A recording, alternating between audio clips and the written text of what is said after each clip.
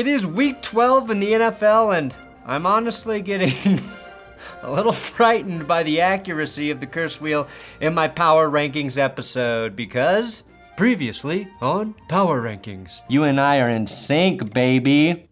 Oh, number 5 is the Kansas City Chiefs. Yeah, this wheel boldly decided to curse the Chiefs, which is why I may or may not have made out with it. And they lost at home on Monday Night Football whilst all of their receivers kept dropping passes in a very winnable game. See ya! Now, I will spin this, like always, at the end of the show and see which top 10 team it curses this week. Also, this week, no heaven, no hell, no bullshit, since we got 4 flipping games on Thursday and Friday. Just straight up rankings with no frills. Number 11, I've got the Texans. I'm just gonna keep you here at 11, Houston. You are the perfect 11 team. In the last 3 games, CJ Stroud has completed 269, 274, and 265 air yards on his completions. Meaning that's how many yards the ball has traveled through the air, without his receivers taking it longer and further distances. Patrick Mahomes only has 3 games in his career with 260 or more completed air yards. CJ Stroud throws that thing downfield, and that does indeed make the boys Stroud. Number 10, the Jaguars. Trevor Lawrence became the 3rd youngest player to reach 10,000 passing yards in his career, which is especially impressive given one of those years was spent with Urban Meyer. He's also the first guy to do it that if you look at him from behind, you could confuse him for a woman. Cut your hair, hippie! Now, you should be able to keep the passing yards from that Urban Meyer season, but the sacks, the fumbles, and the interceptions, they should be stricken from the record. Calvin Ridley had 103 yards, 7 receptions, and 2 TDs in the Jags win. Just keep throwing him the ball and good things will happen, Trevor. Number 9.5, Mike Tomlin. Holy crap, Mike Tomlin did the thing he never does and he fired a coach mid-season. The much maligned offensive coordinator Matt Canada has been relieved of his duties. And nobody really knows what he did. Between Canadian-born Chase Claypool and Matt Canada, no team will thrive more than freeing itself from Canada since the Quebec Nordics moved to Colorado and became the Avalanche. I'm not sure if firing Canada will actually make Kenny Pickett play better, but I hope it does not, since my Broncos are now in the playoff race and the Steelers are in their way. Number 9, the Browns. With no clear-cut MVP candidate and a pretty weak year overall for quarterbacking, I was using a small ball in the front yard. It's time to throw Myles Garrett firmly into that discussion. And of course, by MVP, I mean most vascular penis. Just kidding, he's also pretty valuable. A defensive player has only won MVP twice, and you gotta go back to 1986 when Lawrence Cocaine Taylor won it for the Giants. But Garrett already has a league-leading 13 sacks this season, 4 forced fumbles, 11 tackles for a loss, and of course that beautiful field goal block. The Browns are the most impressive defensive team we've watched since the 2015 Broncos. Crazy to think they'd probably be in first place in the AFC if they still had Baker Mayfield instead of bowing down to OBJ's dad like a bunch of scared children. Today's episode is sponsored by Underdog Fantasy. Check it out because Underdog has added scorchers to their pick'em contests. If you see the little tiny pepper next to a player, that's a scorcher pick. All right, add those to your normal pick'em entries to boost your payouts. Your normal max is 20xing your deposit. Depending on how many scorchers you add, you can up to 100x your money, up to. Plus, there's a bunch of fun Turkey Day fantasy tournaments to join this week at Underdog. You can sign up with my link below and use my code THAT'SGOOD. Make your first deposit and they will match you up to $100. Code THAT'SGOOD, link below.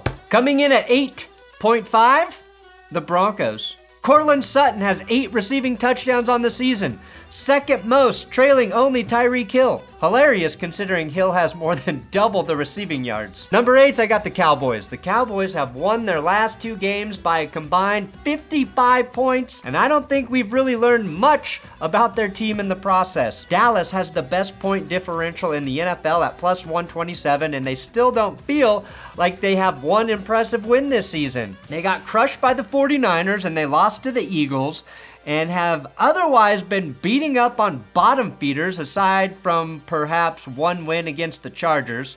I know I'm being hard on the Cowboys, but here's your chance to prove something. Dallas, in the next weeks, 12 through 17, are against the Seahawks, Eagles, Bills, Dolphins, and Lions. Win 3 of those 5 games, and I will respect you. Also, I am 100% rooting for Deron Bland to set the NFL record for most pick sixes in a season against the Seahawks, specifically in 2 weeks. 7.5, the Broncos, again. The last 2 teams to win 4 straight games after starting 1-4, the 2015 Kansas City Chiefs and the 2018 Indianapolis Colts. They both made it to the playoffs, and they both won a playoff game. Number 7, the Dolphins. The Dolphins will play on Friday in the first ever Black Friday game. The NFL is promoting this thing like Black Friday is an actual holiday. It's not, guys. It's a sad gimmick designed to trick us into spending money we don't fucking have, and is an example of everything that is wrong with this country, which is why I'd like to remind you about the Black Friday sale over at BenchwarmerBrew.com. Use code BlackFriday23 and get the original Benchwarmer shirt for $15, and huge discounts on our mugs, 30% off all our normally priced products. Sign up for my coffee subscription service to max out the money you will save. You really can't afford to not give me your money when you think about it. Right? Friday, getting down on Friday. Unfortunately for the Dolphins, the Jets just upgraded their QB to Tim Boyle.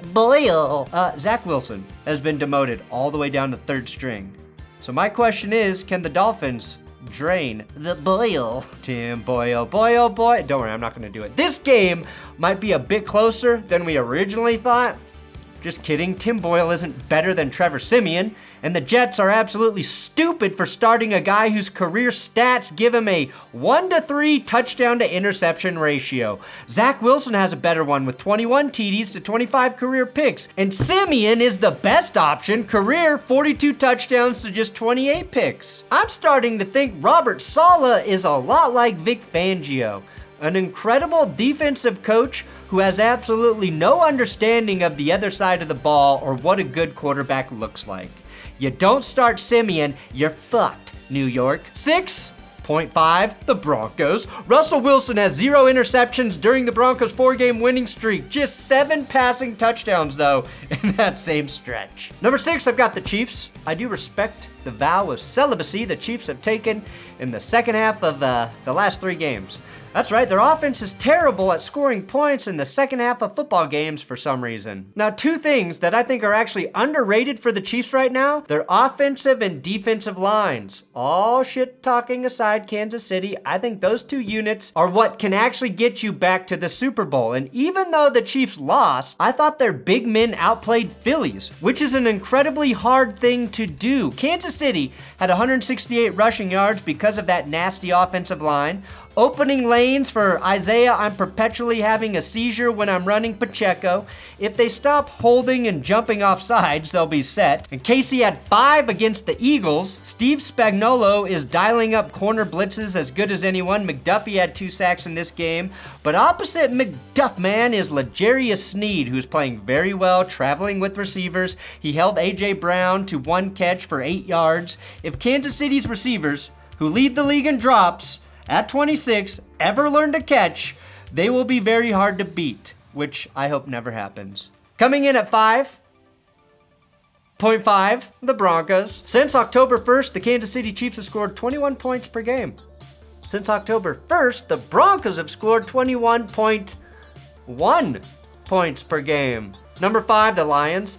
Apparently, the Netflix quarterback series is following around Amon-Ra, Rah, St. Brown. And for all of you who complained about my Amon-Ra segment in the last power rankings, you don't know me at all. You thought that was long? Guess what? I'm gonna do it again when you're least ready for it. I'm gonna lull you into a sense of security, a false sense of security. And when you're least expecting it, when I'm talking about something you're really, really interested in, I'm gonna boom! Hit you with the fucking hell of Amon-Ra, St. Browns. Oh, that's cringe, Perna. That's the cringiest thing you've ever done. You don't know what the word cringe means, mother licker, and I'm gonna get you. Quarterback on Netflix is following Amon-Ra St. Brown around this year, and he's not a quarterback, but he does have a passing stat. He was sacked once for 8 yards, so I guess that's good enough for Netflix. That also means we should get more Dan Campbell, which I've been fiending for since Hard Knocks over a year ago. Wear a diaper. One of the unsung heroes of this team is 23-year-old interior defensive lineman Aleem McNeil, who's second on the team with 5 sacks after recording just 2 in the first couple years of his career. That makes him the first Lions defensive tackle to have that many sacks since Ndamukong Suh. Number 4.5, the Broncos. Russell Wilson has a 91.6 PFF grade in the red zone this season. That's the best in the NFL, and that's why I'm calling it the Russ Zone. Number 4, the Eagles. Jalen Hurts has now won 13 straight games against teams with a winning record, the longest streak by any quarterback in league history. The Eagles are 2 games and 2 wins into a stretch where they'll have to face 6 straight teams that currently have a winning record, including their next 2 games at home against the Bills and the Niners. I think we need to see the man they traded for in Kevin Byard make at least one big play against either the Bills or the 49ers to help a defense that's bottom 5 in interceptions this season. If picks start coming for that defense in the back end, 3.5. It's the Broncos, who are 4-0 since Baron Browning has returned from injury. He's gotten 3 sacks, 2 forced fumbles, and 1 pass defended. Number 3, the 49ers. How important is Deebo Samuel to the 49ers? Well, they're 7-0 in games that he started and finished, and 0-3 in games where he's been hurt. Unfortunately, they'll have to see if their defense can hold up without Talanoa Hufanga, who tore his ACL against the Bucs. But his replacement, rookie Jair Brown, stepped up, got an interception late in that game, so there's hope there. Here's an impressive Brock Purdy stat. Purdy now has 4 career games with 3+ touchdown passes and a passer rating of 140 or higher, the most of any quarterback in NFL history in his first 2 seasons. And just like this photo suggests, he did it all with his eyes closed. If Mahomes did this, Collinsworth would literally die. Coming in at 2.5, the Broncos. We Broncos fans watched this team this season, and we went from having copium to just straight up opium, and now we're sucking down the hopium. Number 2, Baltimore Ravens. John Harbaugh announced that Mark Andrews, with his injury, might not be a season-ending injury if the Ravens can get deep into the playoffs. But for now, they'll have to get something out of their other tight ends, Charlie Kolar and Isaiah Likely, who have only combined for 102 yards and 10 receptions this season. We saw Likely catch 36 passes for 3 TDs in 2022, so I am hopeful deep into his second season he takes the leap many of us thought he would be taking back when we thought the Ravens might utilize 2 tight ends like the 2010 and 2011 Patriots. And Charlie Kolar, well, he went to Iowa State, not Iowa, aka tight end university, so I expect nothing from him. And number 1, still holding firm, the Broncos. The Broncos have the longest win streak in the NFL, and our offense has just 1 rushing touchdown on the season. Denver also averages 4.5 yards per carry, which is good for 7th best. Those are just 2 conflicting stats, the kind of thing that will drive an analytics nerd straight to the loony bin. This team doesn't make sense. And now that it's survived the number 1 spot in power rankings 3 weeks in a row, I'm not going to try and figure it out. Instead, I will just learn to accept my very unique child instead of trying to mold them into the team I want them to be. And if you want to not rush for touchdowns and kick 5 field goals and wins, I'm gonna love you just the same, Denver Broncos. I'm gonna love you no matter how you win, as long as you keep winning. Okay, this curse wheel is on its last legs. Let's see if it holds true. Who will be the victim of the curse wheel this week? Number 7. Ooh, Miami. You're gonna get Tim Boiled. You're gonna get Tim Boiled. The Boil's gonna pop you. Oh. Thanks for watching the Power Rankings. Please subscribe here on YouTube and don't forget to come back tomorrow on Thanksgiving because we'll be dropping the Bryce Young Balls Deep episode.